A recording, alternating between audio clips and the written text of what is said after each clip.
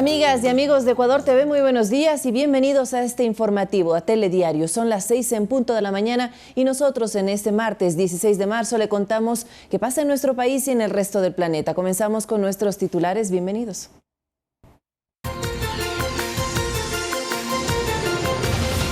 Problemas en el primer día del registro de la plataforma Plan Vacunarse EC. El sistema colapsó luego de los primeros 800 inscritos. Hasta el 13 de abril se mantiene el teletrabajo en el sector público y el retorno progresivo a clases presenciales está en observación. CNE arranca oficialmente la segunda vuelta este 16 de marzo. Se ratifica a los binomios Lasso-Borrero y Arauz-Rabascal para la segunda vuelta electoral. En deportes, la selección ecuatoriana ya tiene fecha de debut en la Copa América 2021. En lo más destacado del mundo, detienen en Bolivia a la expresidenta Yanine Áñez y algunos de sus colaboradores del gobierno interino, a lo que la Organización de Estados Americanos pide restituir su libertad porque consideran que no hay una independencia en su juzgamiento.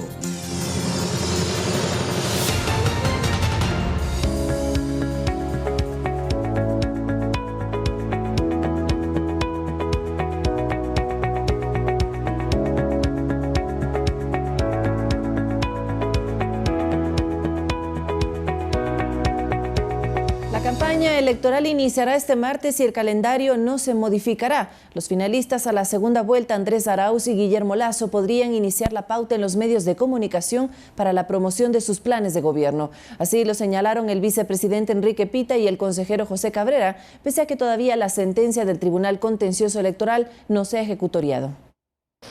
El proceso electoral continúa, según el consejero José Cabrera y el vicepresidente Enrique Pita, luego de la decisión del Tribunal Contencioso Electoral que negó a Pachacutic el recuento de votos.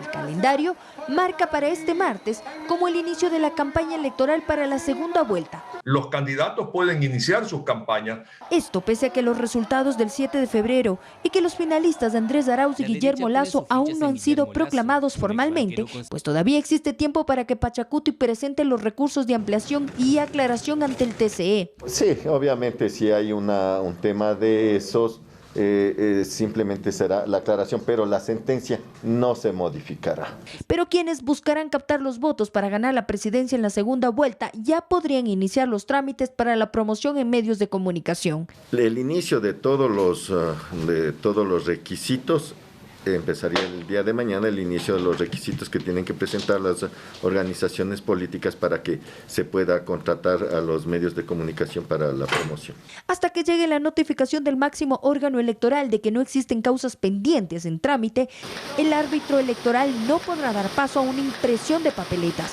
Respecto a la norma, nosotros sí podemos esperar 24 horas, 48 horas, 72 horas para mandar imprimir papeletas, dentro de un límite, por supuesto. Ya adelantan el trabajo para ello, aunque no existe fecha para aprobar el diseño final. Se ha convenido poner a disposición de las dos organizaciones políticas la presentación del proyecto de papeleta, a efecto de que ellos den su aprobación de la misma y no caer en algún momento dado en alguna situación que pudiera ser cuestionada posteriormente. En la agenda consta para este domingo 21 del mes en curso como el día del debate presidencial entre Arauz y Lasso. El Comité Nacional ya trabaja en la organización del evento y en la selección de temáticas, y el CNE lo hace en contratos y otros detalles necesarios para que todo esté a punto. Valeria Villarroel, Ecuador TV. Mientras que el aspirante a la presidencia, Yacu Pérez, se declaró en resistencia por la transparencia del proceso electoral. Pachacutic presentará 24 pedidos de aclaración al Tribunal Contencioso Electoral y acudirá a la instancia penal para insistir en el fraude y a la internacional para denunciarlo. En los próximos días, las bases decidirán qué medidas adoptarán y a qué finalistas apoyarán en las urnas. Pachacutic reaccionó ante el dictamen del Tribunal Contencioso Electoral sin Yacu Pérez presente. En Quito, el coordinador nacional Marlon Santi insistió en un fraude. ¿Por qué el CNE no tiene que responder a los ecuatorianos? Los millones de votos fraudados en corrupción. Y estas son las evidencias. Esto no queda así. Y le garantizamos a los ecuatorianos que vamos a llegar a concluir en una justicia real. Pérez, el pasado 14 de marzo, a través de su cuenta de Twitter, escribió: "Seguiremos en resistencia por la transparencia". El abogado de la organización, Julio César Zarango, contó las siguientes acciones que emprenderán. Primero, pedirán la aclaración de 24 puntos del dictamen ante el TCE. Los jueces del Tribunal de lo Contencioso Electoral no han analizado las pruebas aportadas. 26.000 actas. Luego, un recurso de revisión ante la Corte Constitucional. En el camino penal buscarán una decisión con una denuncia por el delito de fraude electoral. Después de este proceso electoral habrá la revisión del software o del sistema del CNE, que también fue pedido por nosotros. Queremos que se revise el sistema del software. No descartan acudir a instancias internacionales. Por violación de los derechos. En los próximos días, las bases del movimiento indígena se reunirán para adoptar acciones en protesta. La nuestra están las luchas, no queda descartado las luchas sociales, las luchas en las calles, pero ya no en el formato electoral, sino en el formato de desacreditar a cualquier gobierno que entre. Y definirán a dónde van a ir los votos de su electorado, si con Andrés Arauz o Guillermo Lasso. Nosotros en próximos días daremos nuestra decisión de nuestro voto, ¿a dónde va? Sin embargo, la Confederación de Nacionalidades Indígenas del Ecuador, CONAIE, en un consejo ampliado del pasado 10 de marzo presidido por Jaime Vargas, se pronunció: en caso de que el TCE no dé paso al pedido presentado a la apertura de las actas, la CONAIE no apoyará a ningún candidato en segunda vuelta e impulsará el voto nulo ideológico. Valeria Villarroel, Ecuador TV.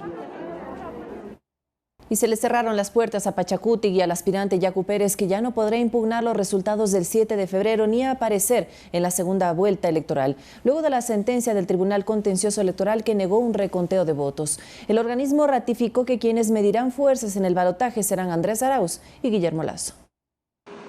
La decisión de los 5 jueces del Tribunal Contencioso Electoral fue unánime para negar el recurso subjetivo contencioso electoral interpuesto por Yacu Pérez y Marlon Santi Hualinga, coordinador nacional del movimiento Pachacutic, y con ellos sellaron el capítulo de una posibilidad de apertura de urnas. ¿Cuáles fueron las razones que motivaron este fallo? Nos explica el analista Mauro Andino Espinoz. Demostrado en la sentencia es que pudieron existir inconsistencias y que de hecho existieron en algunas actas, pero en pocas actas. Pero que esas inconsistencias numéricas no superaban el 1%, es decir, que eran inconsistencias de un voto, de 2, 3 votos, es decir, inconsistencias pequeñísimas que no terminan por influir o por condicionar el resultado, ya sea a favor o ya sea en contra de uno de los participantes. La sentencia tiene 40 hojas. Responde uno a uno los argumentos que presentó la organización política como su última carta en esta instancia. Por ejemplo, sobre actas con alteraciones de los resultados numéricos, referente al número de votos que no coinciden en el registro o intercambios de votos entre diferentes aspirantes, el tribunal responde que se evidencia que los recurrentes se refieren a actas sin decir cuáles ni en qué consiste el vicio que se alega para cada uno. No adjuntó actas que demuestren, que justifiquen que efectivamente existían inconsistencias numéricas. Él en su recurso hace una serie de enunciaciones, pero muy generales, muy ambiguas, muy vagas, como que, por ejemplo, ha existido actas falsas o adulteración aparentemente de esas actas. Pero si usted denuncia que ha habido actas falsas, que son documentos públicos, tiene que demostrar eso. Pero también refiere al acuerdo que suscribieron el pasado 12 de febrero entre Lasso y Pérez, en presencia de los consejeros del CNE y observadores de la Organización de Estados Americanos, para la apertura de urnas en 16 provincias. Y dice que no tiene valor legal, ya que los partícipes del mismo no tienen ninguna capacidad jurídica sobre el objeto de la transacción. Los paquetes electorales con los votos y las actas son un bien público, expresión soberana del cuerpo electoral. Respecto al fraude, el dictamen señala que este tribunal no es competente para conocerlo, por lo que los recurrentes deberán denunciar y probar sus aseveraciones en las instancias correspondientes. Él sabía que en derecho no le daban los números, no le daban los recursos porque no iba a poder fundamentarlos. ¿Qué buscaba? Actuar ya políticamente. De alguna manera construir este relato, esta narrativa del fraude, ensuciarles a los 2 primeros. Para Andino, se debe mirar desde lo que pasó con el conteo rápido y el anuncio que se dio a las 21 horas del 7 de febrero, cuando Diana Tamaín dio a conocer los resultados que ponían en segundo lugar a Pérez, pero que tenían un margen muy estrecho de diferencia con Lasso. Reitero, por el error del propio CNE, de los resultados del sistema de conteo rápido, nadie discute eso. El propio CNE abonó a este relato del fraude. Por ahora, Pachacutic tiene hasta este martes para presentar los recursos de ampliación o aclaración. Pero esto no cambiará el fondo de la decisión y si acuden a ellos, el tribunal deberá contestar en un plazo de 2 días. Valeria Villarroel, Ecuador TV. El asesor de la Comisión Anticorrupción Capítulo Manabí reiteró su denuncia en contra del CNE en esa provincia. Insistió en que los organismos de control deberían investigar una presunta irregularidad en el organismo, debido a que el centro de cómputo fue manejado por la Universidad Técnica, donde el suegro del candidato Arauz puso a todos los digitadores para favorecer a su yerno. Lo dijo en el espacio de entrevistas de Telediario. Las organizaciones que se han visto afectadas, que es la mayoría, de que ha habido un escandaloso fraude. Por eso, en este motivo, la Comisión Nacional Anticorrupción pide que se deje sin efecto ese convenio de cooperación con las universidades manabitas porque no son idóneas, no puede ser juez y parte. Es como darle al ratón a cuidar el queso, imagínese usted. El suegro de Arauz dirigió el centro de cómputo con sus alumnos, él escogió quienes deberían estar en la junta receptora del voto. Eso no se puede permitir. La fiscal debería actuar ya. ¿Cómo es posible que se encontraron ciudadanos de la lista 1 con documentos falsos, con credenciales falsos? Se hace la bulla, pero no se lo detiene, es un delito flagrante. Y lo mismo, debe detenerse inmediatamente a aquellas urnas que se han abierto y que han puesto 0 y resultó que no eran 0, sino 40 votos, 60 votos. Ese es otro delito flagrante que debe ser por alteración de documento público. Deben ser llamados inmediatamente por la Fiscalía.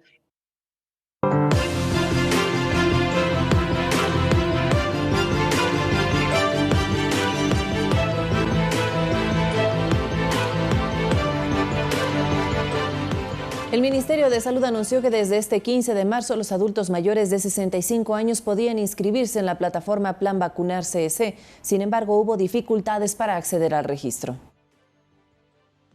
Las fases 0 y 1 del plan de vacunación priorizan la inmunización de los adultos mayores. A partir de este lunes 15 de marzo se iba a habilitar la plataforma para el registro de las personas mayores de 65 años. Sin embargo, el sistema no funcionó.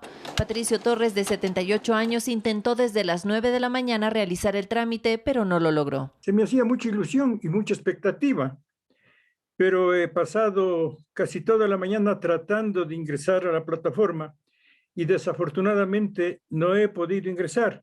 A su criterio debió haberse diseñado otra estrategia para que las personas que pertenecen a este grupo prioritario accedan a la cita. Primero, porque había la posibilidad de que la página colapse y segundo, porque no todos cuentan con las herramientas informáticas o simplemente no saben cómo manejarlas. Muchos de los amigos míos piden a los nietos, piden a los hijos que les colaboren, pero en lugar de colaborar, impiden y congestionan el asunto fácilmente con la plataforma del registro civil. Podían cruzar la información, llevar la cédula de identidad, sacar ahí el tema e inscribir a la gente sin hacer tanto problema. Según la información difundida por el Ministerio de Salud, a través del sitio www.planvacunarse.es, se asignarán turnos conforme al cronograma de arribo de las vacunas. Una vez que funcione la plataforma, las personas deberán colocar en la sección de registro su número de identificación, el correo electrónico y un teléfono de contacto. Después, la provincia, el cantón y la parroquia del domicilio. Patricio Torres dice que tras un año de confinamiento, tiene muchas cosas que hacer una vez que sea inmunizado contra el COVID-19. Caminar, ir al centro de Quito y ver la maravillosa ciudad que tenemos. Encontrarme en la playa con los amigos, abrazarnos, conversar sobre las cosas que ocurren en el país. Pero Santiago Aguirre, gerente general de SINLAB, precisa que los cuidados después de la vacunación deben mantenerse. La vacuna de Pfizer no evita que te contagies, lo que evita la vacuna casi al 100% es la mortalidad. Esto quiere decir que si te contagias, pues no vas a tener síntomas graves y es mucho menos posible que termines en el hospital o en la UCI. En el país, el 12.8% de todos los casos positivos de COVID-19 a nivel nacional corresponde a pacientes mayores de 65 años. Vanessa Hervás, Ecuador TV. Y mientras la Fiscalía investiga a los beneficiados con las vacunas quienes no serían personal de primera línea, publicaciones en las redes sociales han generado acoso a personas extrañas a este proceso. Carlos Barba es un caso puntual quien recibió ataques y descrédito público por ser familiar de un vacunado. En varias publicaciones salió este fin de semana Carlos Barba Peso, de 29 años, graduado de la Universidad Católica, como otro de los beneficiados al ser vacunado.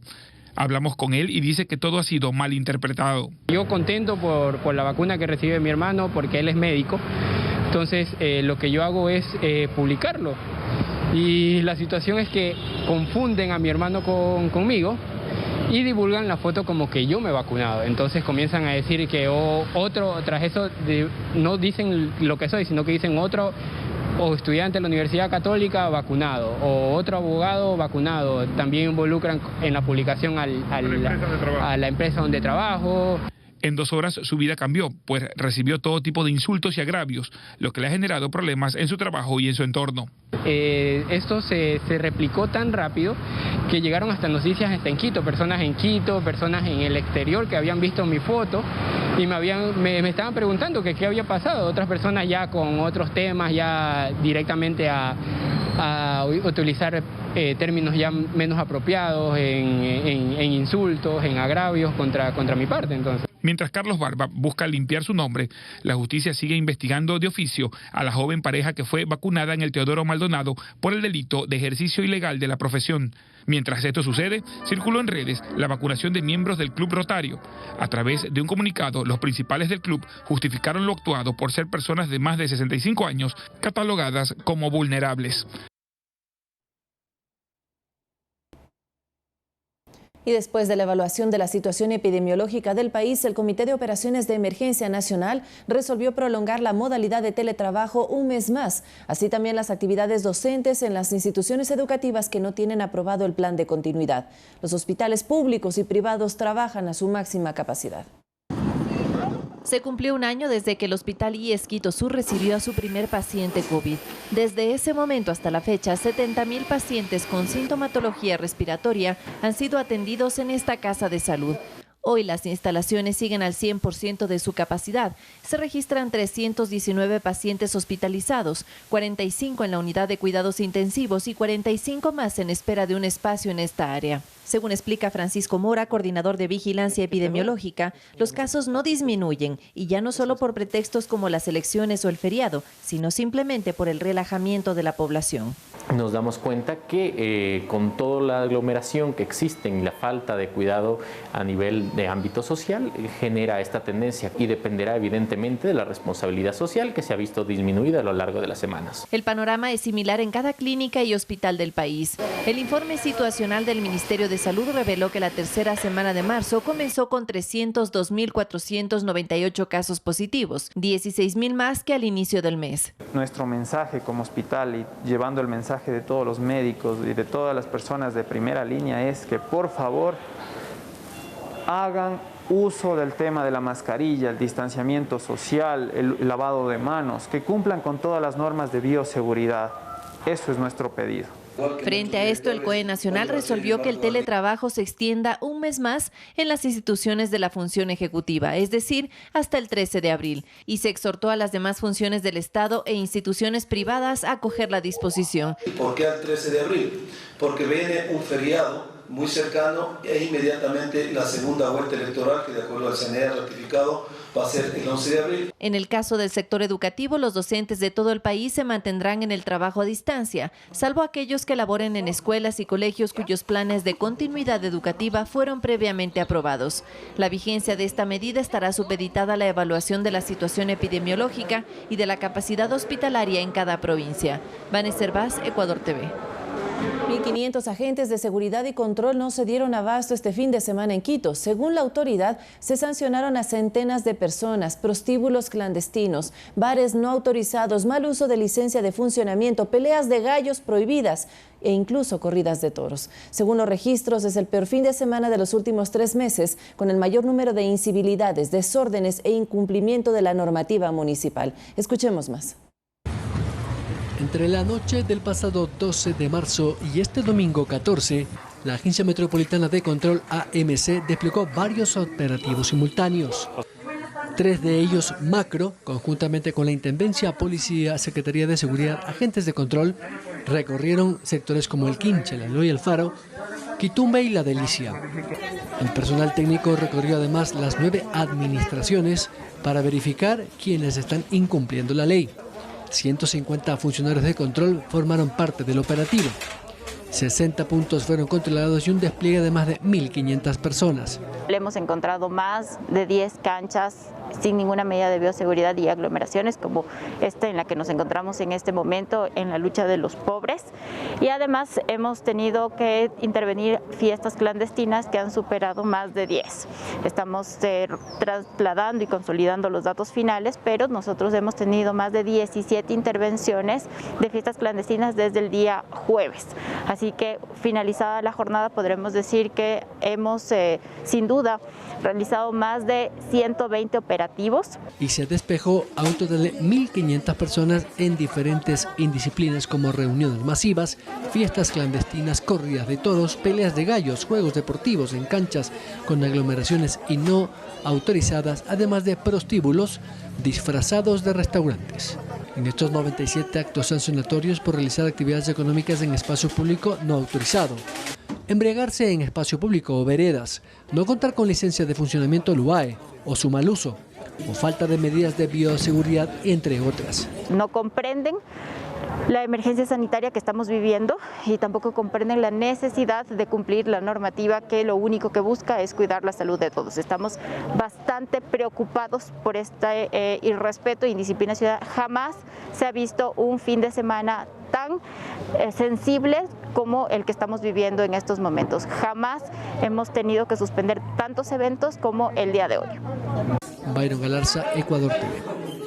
Cambiamos de tema, le contamos que el desbordamiento del estero del río La Camarona en el kilómetro 15 de la vía a la costa en el occidente de Guayaquil inundó varios recintos y barriadas pobres cerca de la carretera en el sector de Chongón. Brigadas de riesgos intentan aliviar los daños, aunque el exceso de lluvias podría seguir afectando esa zona. La crisis sanitaria se profundiza más.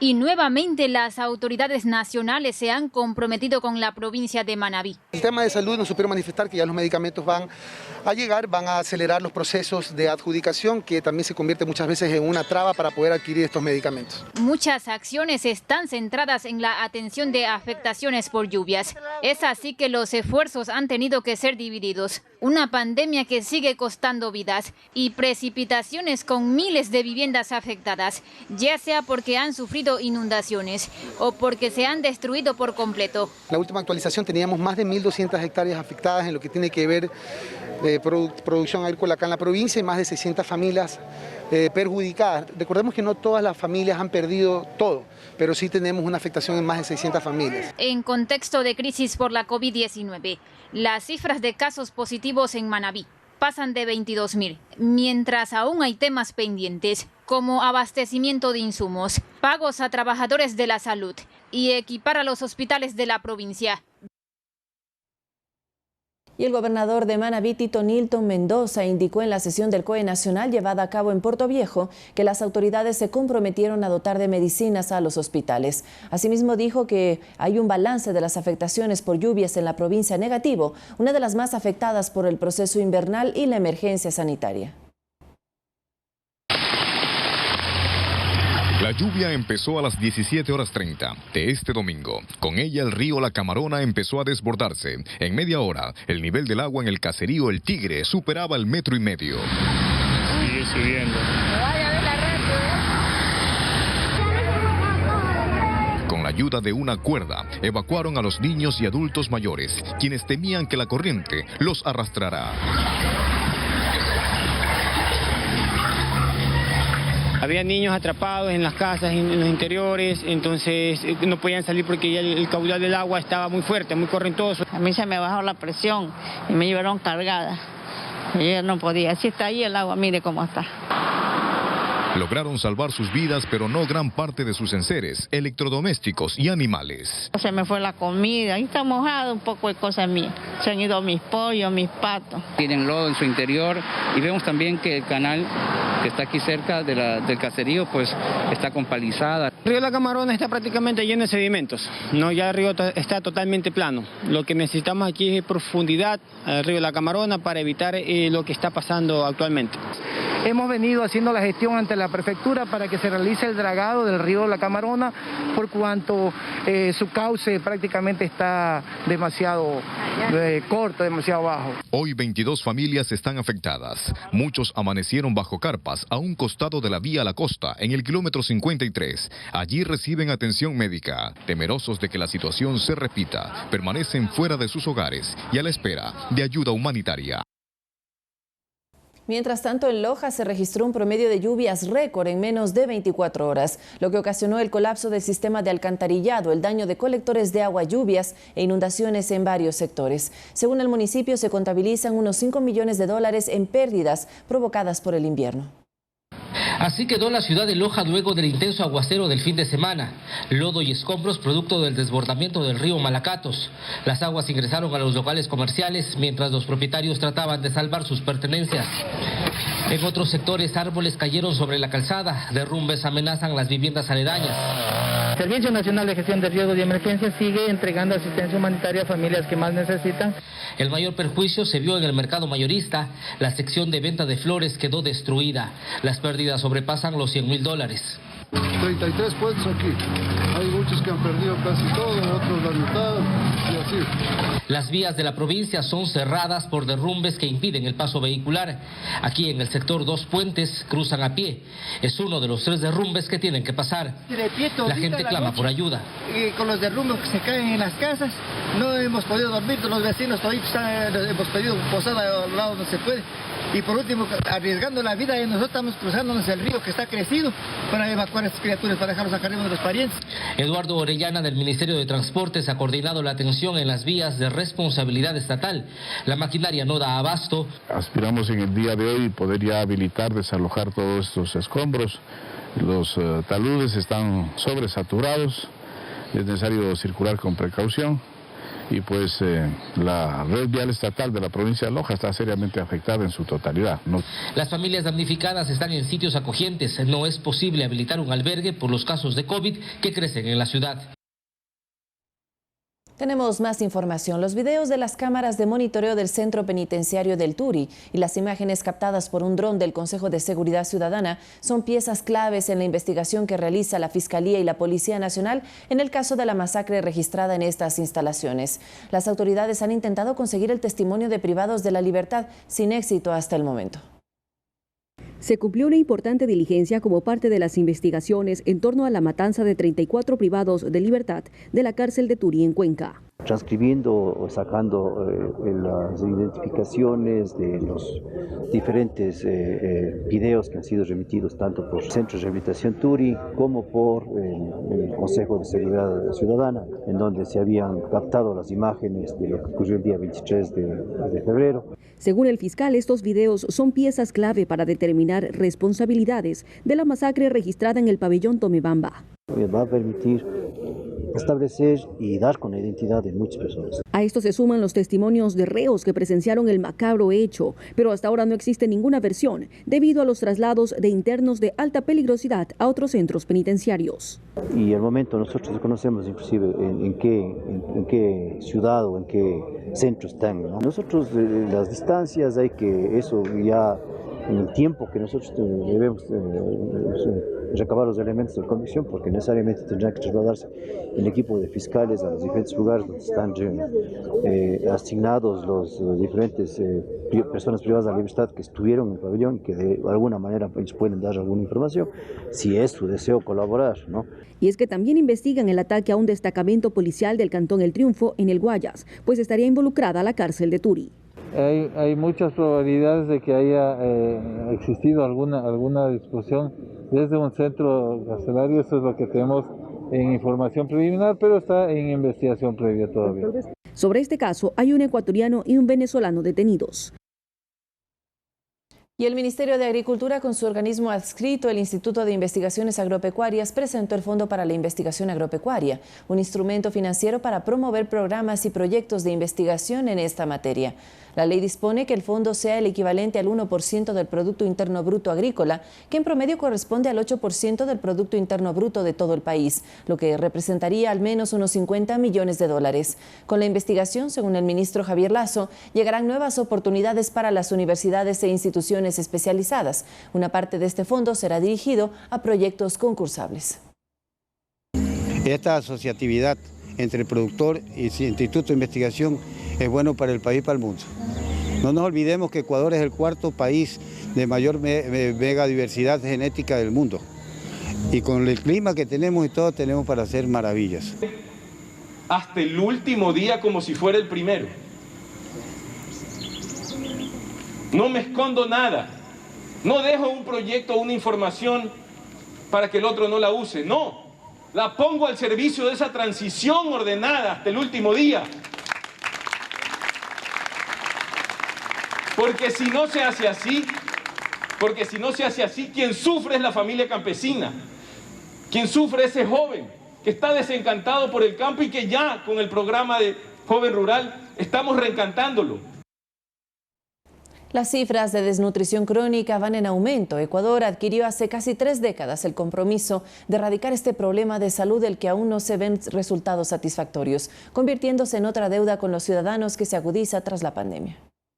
Ecuador es el segundo país en América Latina con mayor prevalencia de desnutrición crónica infantil, según la CEPAL. Al respecto, en diciembre del año pasado, el gobierno vigente lanzó un plan estratégico para erradicar este problema de salud pública del país. La lucha contra la desnutrición crónica infantil tiene varias aristas. Por un lado, tiene que ver con acceso a la salud pública, acceso a alimentos de calidad, educación en la alimentación, saneamiento y agua potable. Este padecimiento afecta al 27,2% del total de menores de 2 años, es decir, que lo padecen 3 de cada 10 niños. En la población indígena, la cifra se incrementa al 38,83%, representando a 4 de 10 niños en esta condición. Las cifras evidencian la magnitud de la desnutrición en el país, situación que, según expertos, puede empeorar tras la pandemia. Son niños que probablemente son sedentarios porque pasan más tiempo dentro de casa, pasan mucho más tiempo en pantallas, desfasan o hay menos interés por el momento de comer. Entonces, no solamente es el tema de la calidad nutricional, sino en el tema conductual, no solamente del niño, sino en el tema familiar. Dentro de este marco existen iniciativas desde el sector privado para contribuir en el objetivo de desarrollo sostenible Hambre Cero y así poder erradicar en nuestro país la desnutrición crónica infantil hasta el 2030. Estamos ya piloteando un proyecto en el cantón de Bucay con acciones específicas para madres embarazadas, niños menores de 2 años. Estamos evaluando este piloto pensando en poder replicarlo en otros cantones. Queremos trabajar en comunicación para visibilizar esta problemática en la ciudadanía ecuatoriana. Esta situación, según datos del gobierno, pone en peligro al menos a 689,000 infantes, condicionando su desarrollo a largo plazo. 6 de la mañana con 33 minutos, abríguese, todavía hace mucho frío en nuestras provincias, así que es importante prevenir las enfermedades respiratorias, sobre todo las que tienen que ver con el COVID-19. Usted ya sabe qué tiene que hacer, mantener el distanciamiento social y usar en todo momento su mascarilla. Momento de una pausa, pero al regresar Arturo Barriga nos cuenta qué pasa en el mundo del deporte.